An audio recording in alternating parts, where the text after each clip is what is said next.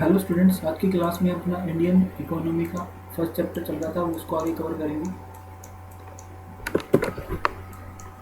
Demographic profile during British rule में जो demographic यानी लोगों की जो कंडीशन थी उसके बारे में बताया गया है। Birth rate and death rate दोनों क्या हुआ करती थी? हाई। तो ज़्यादा तो लोग पैदा हुआ करते थे और ज़्यादा ही लोग मरा करते थे। ठीक है। Both birth rate and death rate were very high, nearly 48%। तो बर्थ रेट थी 40% पर थाउजेंड, 40 पर थाउजेंड, और 48 पर थाउजेंड तो बर्थ रेट थी। 40 पर थाउजेंड अपनी क्या थी? डेथ रेट थी।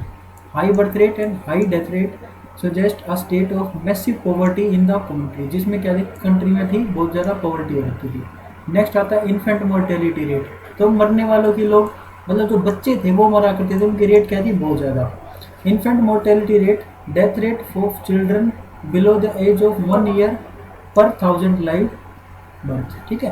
तो इन्फेंट मोर्टेलिटी रेट क्या होती है? Death rate of children below the age of 1 year, जो 1 साल से कम के हैं या 1 ईयर से कम के बच्चे हैं, उनकी जो पर थाउजेंड कितने लाइव थे, जिंदा रह रहे थे, उनकी बात हो रही है। Was very high. तो वो क्या थी? मोर्टेलिटी रेट, मरने की रेट क्या थी? बहुत ज़्यादा थी। इट वॉज अबाउट 218 पर थाउजेंड। तो 218 जो बच्चे थे आउट ऑफ थाउजेंड, वो क्या होते थे? वो अपने 1 ईयर कंप्लीट करने से पहले उनकी डेथ हो जाती थी। While at present it is 32 पर थाउजेंड। आज की डेट में ये पोजीशन क्या है कि 1000 में से बस 32 ही उनकी मृत्यु हो पाती है। High infant mortality is a sign of poor health care associated with extreme poverty. ये किस चीज़ का साइन है कि हेल्थ केयर कैसी थी? बहुत ही पुअर थी। नेक्स्ट आता है लाइफ एक्सपेक्टेंसी, कि लाइफ से क्या एक्सपेक्टेंसी थी, यानी कि उनकी लोगों की जीने की एज कितनी थी। Life expectancy, average life of a person was as low as 32 years. तो 32 ईयर्स तक ही उनकी लाइफ एक्सपेक्टेंसी हुआ करती थी। Why presently it is 69.4 year. तो आज की डेट में कितनी है? 69.4 ईयर एवरेजली एक बंदा जीता है। How life expectancy reflect lack of health care facility, lack of awareness as well as lack of means of avail them. ठीक है।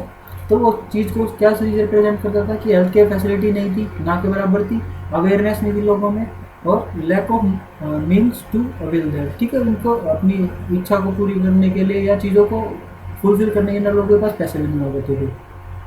लिटरेसी रेट यानी साक्षरता दर, पढ़े लिखे कितने थे? Referring to those who can read and write was nearly 16%। 16% लोग ही पढ़े लिखे हुआ करते थे। Reflecting social backwardness as reflection of economic backwardness. तो इकोनॉमिक बैकवर्डनेस और सोशल बैकवर्डनेस को शो करता था। Female literacy rate was still worse. आज की डेट में फीमेल लिटरेसी रेट भी वर्स की पोजीशन पे है, ओनली 7%। ठीक है। ठीक, उस टाइम पे 7% की रेट हुआ करती थी क्या? Female literacy rate. This indicated gender bias in the society, यानी कि लोग वुमेन को ज़्यादा दबाया करते थे, ये चीज़ बायस हुआ करती थी। Demographic transition, following some notable point relating to demographic transition in India. In the history of demographic transition, 1921 is regarded as year of great divide. Prior to 1921, population growth in India was never consistent. तो consistent नहीं थी, किसी कभी ज़्यादा हो रखी थी, कभी कम हो रखी थी, बट उसके बाद एक सिमिलर रेट से बढ़ने लगी। Size of population keep fluctuating, increasing in one census and decreasing in other census. ठीक है। After 1921 population of India recorded A coincident rise. ठीक है, कंसिस्टेंट राइज। तो पहले ग्राफ कभी बढ़ रहा था, कभी घट रहा था, कभी बढ़ रहा था, कभी घट रहा था। अब क्या था? बट कॉन्टिन्यूस रेट से बढ़ रहा था। Thus the census 1901 showed a decline of 0.04 crore in total population. Population में डिक्रीज हो गया। The census of 1911 showed rise in 1.38 crore. तो पॉपुलेशन में पहले डिक्रीज हुआ, फिर नेक्स्ट सेंसस में इंक्रीज हो गया। अगेन इन 1921 डिक्लाइन कितना हुआ? 0.07 करोड़, यानी पॉपुलेशन में उतार चढ़ाव हुआ करते थे। From the year 1921 onwards total population of India never decline. उसके बाद डिक्रीज नहीं हुई कभी भी, पॉपुलेशन कंसिस्टेंट रेट से बढ़ती रही। The census of 1931 record 20.76 crore. उसके बाद 1941 में 3.96 करोड़, 1958 राइज 4.4 करोड़। तो इस रेट से पर ईयर बढ़ रहा था। A consistently rise population on eve of independence led to excessive burden of maintenance investment, ठीक है। तो उसको ये बर्डन आ गया किस पे, इन्वेस्टमेंट, मेंटेनेंस इन्वेस्टमेंट पे। It is an expenditure which a country has to incur on the maintenance of existing population, population को मेंटेन करने में जितना खर्चा करना पड़ता है वो उसकी बात हो रही है। नेक्स्ट आता है when the maintenance investment is high, growth oriented investment remains low. Maintenance पे ज़्यादा खर्चा होगा तो ग्रोथ पे ज़्यादा कम कर पाएंगे। High maintenance and low growth oriented investment on the eve of independence is another feature of Indian economy pointing towards backwardness and stagnation. तो backwardness और stagnation की तरफ ये इशारा करता है। However, the underlying facts is that till 1951 the rise in India's population was never alarming. It ranged between mild and to modest, ठीक है। तो पॉपुलेशन का बढ़ना 1951 तक माइल्ड टू मोडेस्ट हुआ करता था, इतना ज़्यादा अलार्मिंग नहीं था। It was only from 1951 onwards that rise in population become explosive in nature, ठीक है। पॉपुलेशन बहुत ही हाई रेट से बढ़ी। The country started facing a serious challenge in the term of population explosion, ठीक है। नेक्स्ट है occupational structure on the eve of independence. Occupational structure कैसा था, लोगों के रोजगार के बारे में बताया गया है। Occupational structure refers to distribution of working population across primary, secondary and tertiary sector. 3 sector में इकोनॉमी डिवाइडेड थी, जैसे कि आज भी प्राइमरी, सेकेंडरी और tertiary sector. Table 2 shows occupational structure of Indian economy at the time of independence. The data relates to 1951 because reliable statistics for the year 1947 are not available, ठीक है। तो 51 पे रिलायबल है जो कि हमारे पास डाटा है, 47 का हमारे डाटा अवेलेबल नहीं है। उसके अकॉर्डिंगली अपनी प्राइमरी सेक्टर में क्या क्या गया, agricultural labour, forestry, fishery, animal husbandry and plantation and mining, ये आगे प्राइमरी सेक्टर के पार्ट। इस पे कितनी परसेंट पॉपुलेशन डिपेंडेंट थी, यानी 50% एग्रीकल्चर पे, 19.7 एग्रीकल्चर लेवल पे, तो ऐसे सेपरेटली डिवाइडेड थी। सेकेंडरी सेक्टर में आता है small and large scale industries, जो स्मॉल लेवल पे और लार्ज स्केल पे इंडस्ट्रीज थी वो, बिल्डिंग कंस्ट्रक्शन, ये आते हैं सेकेंडरी सेक्टर में। टर्शरी सेक्टर में अपनी सर्विसेज वगैरह आती है, commerce and trade, transportation and other services, ये आती है अपनी टर्शरी सेक्टर में। तो इस तरह से टोटल 100% पॉपुलेशन डिवाइड कर रखी थी, उनका रोजगार ये था, ऑक्यूपेशन ये था। Table 2 offers following observation. सबसे फर्स्ट क्या है, agriculture the principal source of occupation. तो मेन सोर्स क्या था ऑक्यूपेशन का, वो था agriculture. On the eve of independence about 72.7% of working population was engaged in agriculture. Agriculture पर डिपेंड कितनी पॉपुलेशन थी, 72.7%। Percentage of population dependent on agriculture is much less in advance countries through the world, ठीक है। तो advance countries में क्या थी, population कम हुआ करती थी और हमारी कंट्री में बढ़ रही थी, ठीक है। डिपेंडेंट जो थी एग्रीकल्चर पे वो कम थी और अपने में ज़्यादा थी। For instance in England and America 2%, in Japan 12%, in Germany 4% of population dependent on agriculture. तो इतनी % पॉपुलेशन एग्रीकल्चर पे डिपेंडेंट हुआ करती है। नेक्स्ट आता है industry and insignificant source of occupation. तो सिग्निफिकेंट सोर्स नहीं था इंडस्ट्री, इंडस्ट्री के नाम पे यहाँ पे ना के बराबर चीज़ें हुआ करती थी। On the eve of independence barely 9% of working population is of in India was engaged in manufacturing industry, mining etc. तो only 9% population वो इंगेज किस में थी, इंडस्ट्रियल सेक्टर में। As against it 32% in USA, 42% in England and 39% in Japan engaged in these activities.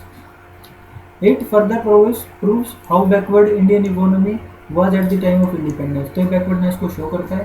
Next आता है unbalanced growth. The table shows unbalanced growth of Indian economy. Growth is said to be balanced when all sectors of the economy are equally developed. जब हर एक sector equally develop होगा तो उसको balance growth बोलेंगे। However, in case of India, secondary and tertiary sectors were in their infant stage of growth. यानी कि बच्चे की कंडीशन में थे सेकेंडरी सेक्टर और टर्चरी सेक्टर, यानी कि उनकी ग्रोथ बहुत कम हो रखी थी। Hence, the conclusion that Indian economy at the time of independence was lopsided and therefore backward, ठीक है। नेक्स्ट आता है infrastructure on the eve of independence. Infrastructure की क्या पोजीशन थी, infrastructure refers to the element of economic changes like means of transport, communication, banking, power, energy, किस हिसाब से चेंजेस हो रहे हैं। And the elements of next आता है सोशल चेंजेस। सोशल चेंजेस में like growth of education, health, housing facilities, इन चीज़ों में किस हिसाब से इंक्रीज हो रहा है। तो दो पार्ट हो गए किसके, इंफ्रास्ट्रक्चर के, इकोनॉमिक चेंजेस और सोशल चेंजेस। इकोनॉमिक चेंजेस में अपना ट्रांसपोर्ट, कम्युनिकेशन वगैरह आ गए और सोशल चेंजेस में अपना एजुकेशनल, हेल्थ और हाउसिंग सेक्टर आ गया। Clear. The state of India's infrastructure on the eve of independence can be described in the following observations. Railway were developed to transport finished goods from Britain to interior of the colonial India. It aimed widening the size of market of Britain product in India. इसका railways ने help किया किसको, Britain को, कि वो final goods तो लेके आते थे अपनी कंट्री से, लाके पूरे इंडिया में ट्रांसपोर्ट करने के लिए, उसकी मार्केट बनाने के लिए रेलवेज के थ्रू ट्रांसफर करते थे एक जगह से दूसरी जगह, जिस हिसाब से अब उनके प्रोडक्ट की मार्केट या डिमांड ज़्यादा बढ़ेगी. Port were develop to handle export of raw material to Britain and import finished goods from Britain. तो पोर्ट्स जो शिप के थ्रू हम माल को किससे ट्रांसफर करते थे, रॉ मटेरियल को ट्रांसफर करते थे, एक्सपोर्ट करते थे ब्रिटेन में, और वहाँ से फिनिश्ड गुड्स लेके आते थे अपने इंडिया में. ये हुआ करता था उस टाइम में. Post and telegraph were develop to enhance administrative efficiency. Post और टेलीग्राफ को बनाए गए जिससे क्या हो गया, एडमिनिस्ट्रेटिव फैसिलिटी इंप्रूव होगी. Roads were develop to facilitate transportation of raw material from different part of the country to the port. तो रोड को डेवलप इसलिए किया गया ताकि डिफरेंट लोकेशन से पोर्ट तक लेके आया जा सके किसको, रॉ मटेरियल को. Briefly some modest infrastructure changes in the economy during British Raj is not denied. ठीक है, तो जो चेंजेस हुए, जो इंक्रीज हुआ, उसको डिनाई नहीं किया जा सकता. But the motive behind these changes was not growth and development of Indian economy rather than growth of development of British economy. तो उसका एम क्या था, अपनी कंट्री की इकोनॉमी को बढ़ाना, ना कि इंडियन इकोनॉमी को. Consistently Indian economy remain to be backward. Indian economy रही बैकवर्ड. इम्पैक्ट ऑफ रेलवेज, इसको खुद पढ़ लेना, इजी सा कंसेप्ट है. रेलवे के आने से क्या इम्पैक्ट हुआ अपनी इंडिया पे, पॉजिटिव और नेगेटिव फैक्ट दोनों बताए गए हैं. Was there any positive impact of the British rule in India. British rulers का इंडिया में आने से कोई पॉजिटिव इम्पैक्ट था या नहीं था, उस बारे में पूछा गया. Certainly not. If impact of British rule is studies with reference of motive of British government in India, तो उसके हिसाब से हम कह सकते हैं कि पॉजिटिवली कुछ भी नहीं था. The motive was clear and focused. It was colonial exploitation of Indian economy. Basically उनका एम क्या था, एक्सप्लॉइट करना था colonial रूप से किसका, इंडिया का. However, the means to achieve the end yielded some positive side effects. These are under commercial outlook of farmer. तो फार्मर का व्यू पॉइंट बदला, उन्होंने क्या कॉमर्शियल किया. कॉमर्शियल का मतलब हमने खुद के खाने की बजाय हम उसको ट्रांसफर करने पे ज़्यादा फोकस करने लग गए कि हम उसको बेच भी सकते हैं. Forced commercialisation of agriculture of British rule exposed the subsistence of farmer uncertainty of market. ठीक है, तो मार्केट के बारे में उनको नॉलेज नहीं आता थी, तो वो ऐसे प्रोडक्ट बनाते थे जिनकी फॉरेन मार्केट में ज़्यादा डिमांड थी और ब्रिटेन में ले जाते थे यहाँ से उगा के. True, but it also led to a gradual change in outlook of farmer. The farmers started considering market price of the produce as an important determinant of their production decision. Next आता है new opportunities of employment. Employment की new opportunity generate हुई. Spread of railways and roadways opened up new opportunity of economic and social growth. तो new economy को offer किया उन्होंने, new opportunities हमारे सामने आई एम्प्लॉयमेंट की. कंट्रोल ऑफ फेमाइन्स, उन्होंने किस चीज़ पे फोकस किया, फेमाइन्स यानी कि अकाल की पोजीशन जो हो जाती थी उसको रोकने के लिए उन्होंने किया. Rapid means of transport facility, rapid movement of food grains to the famine effect area. ठीक है, उन्होंने क्या किया, रोड जो ट्रांसपोर्ट था वो जो बेटर हो रखा था, उसकी वजह से जहाँ जहाँ अकाल पड़ता था वहाँ पे फूड ग्रेन की अवेलेबिलिटी उन्होंने करा दी थी. ठीक है, अकॉर्डिंगली फेमाइन्स वर कंट्रोल, जिस वजह से अकाल की स्थिति कंट्रोल में आ जाती थी. Monetary system of exchange, this was transition from barter system of exchange to monetary system of exchange. Barter system और मॉनिटरी सिस्टम, ये आपको पता है क्या होता है. बटर सिस्टम में गुड के एक्सचेंज में गुड दी जाती है, मॉनिटरी सिस्टम में गुड के एक्सचेंज में मनी दिया जाता है. Growth of monetary system of exchange facilitate division of labour, specialisation and large scale of production. Next आता है efficient system of administration. The British government in India left a legacy of an efficient system of administration. Administration system उनका बहुत अच्छा हो गया था, वो उस चीज़ को छोड़ गए अपने इंडिया में, जिसकी वजह से हमारे को अपने लॉ बनाने में ज़्यादा हेल्प मिली. This served as ready reference for our politicians and planners. उनके लिए रेडीमेड आइटम साबित हुए. ठीक है, चलो यहाँ पे अपना चैप्टर खत्म हो जाता है. आई होप आपको समझ आया होगा. अगर मेरी स्पीड थोड़ी ज़्यादा लग रही है तो यूट्यूब में एक ऑप्शन होता है जिससे आप मेरी स्पीड को स्लो कर सकते हो. ठीक है, स्लो स्पीड करके आप देख लें तब आपको चीज़ें समझ आ जाएंगी. क्लियर.